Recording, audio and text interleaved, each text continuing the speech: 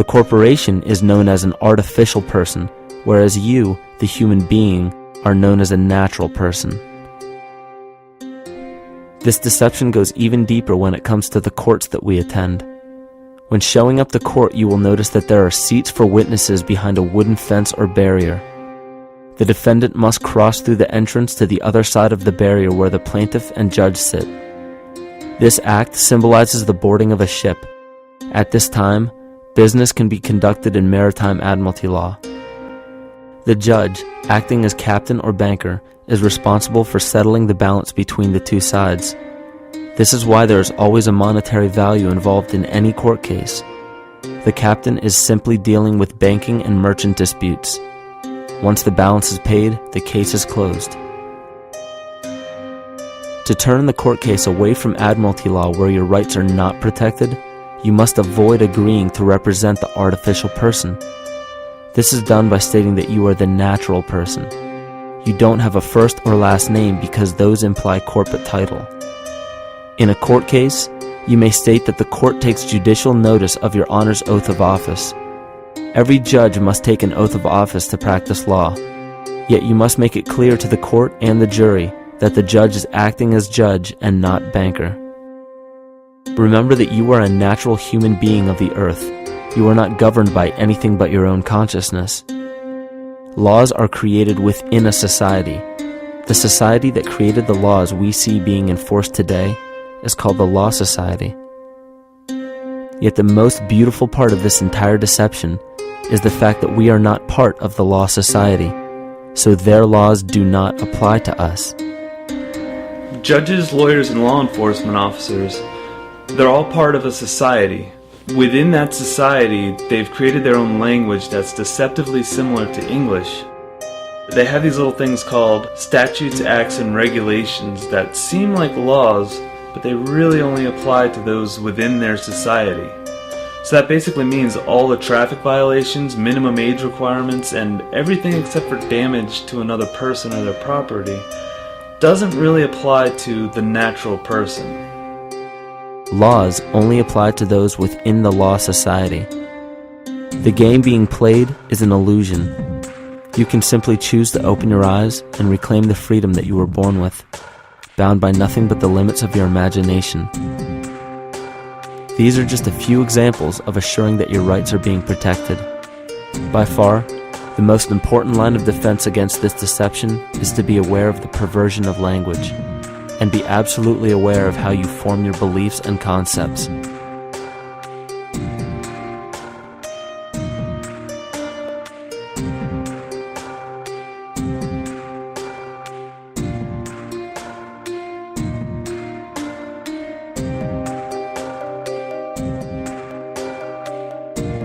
In all forms of the perversion of language, there is a mirror reflection of this in the microcosm of the psyche.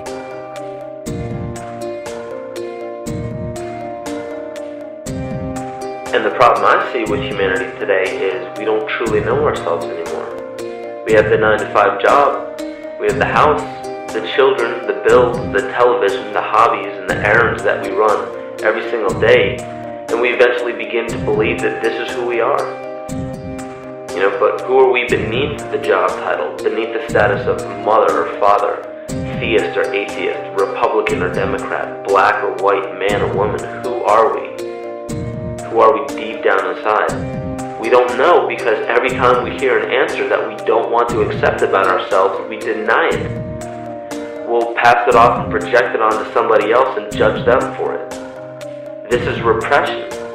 And we see what repression can do to us on an individual level, but what about on a collective level of humanity?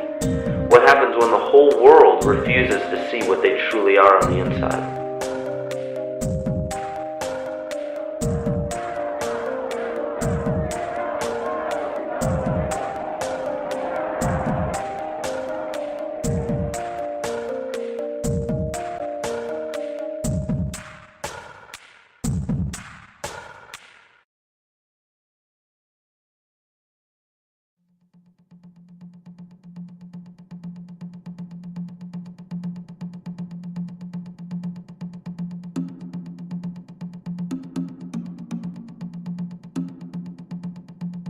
Carl Jung discovered that there is a collective unconscious connected to all humans, meaning that the whole of humanity shares a single mind with one another.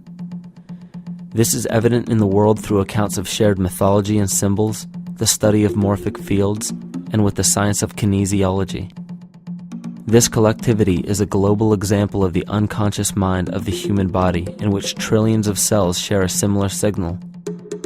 This parasite, called our false ego, requires a continuous flow of sustenance to survive.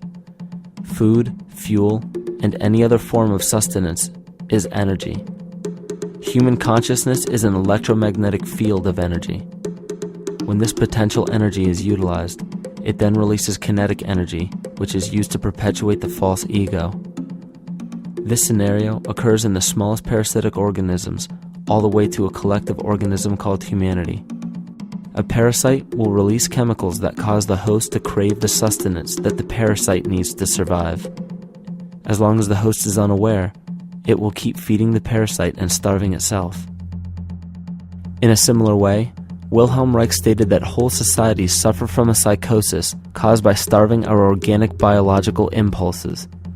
He states that sexual suppression supports the power of the church, which has sunk very deep roots into the exploited masses by means of sexual anxiety and guilt.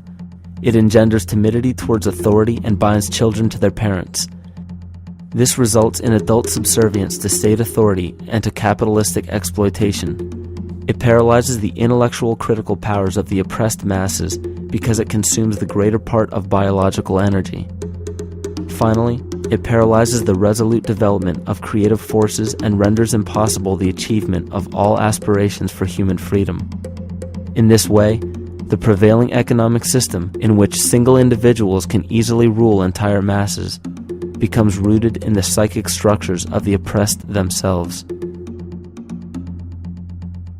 What Reich was showing in this powerful quote is that on a collective level, the suppression of a natural function, whether biological, spiritual, or emotional, will result in an abnormal reaction, a psychic disease. This illness or disease is reflected into the masses through a collective unconscious and acts as an epidemic. Humanity is plagued with an incapacity for freedom, meaning that people en masse lack the ability to govern themselves on a psychic level, and this manifests in the macrocosm as government and organized religious powers, thus opening the throne, our national and individual throne, to anyone and anything.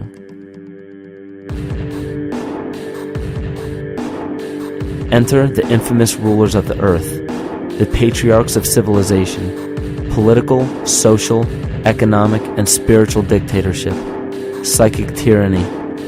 This simple illness within our psyche, this lack of responsibility and neglect of basic human freedom, has made way for every tyrant that has ever held rule over people on this planet.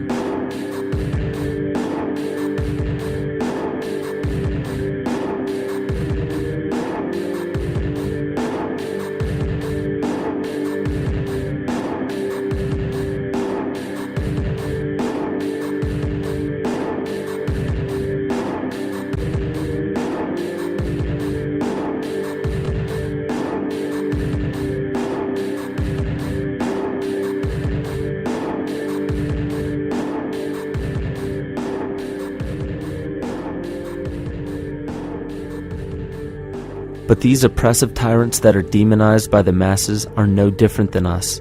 In fact, they are one with us. In the book The Prophet by Khalil Gibran, he poetically states, "I say, as the holy and the righteous cannot rise beyond the highest which is in each of you, so the wicked and the weak cannot fall lower than the lowest which is in you also."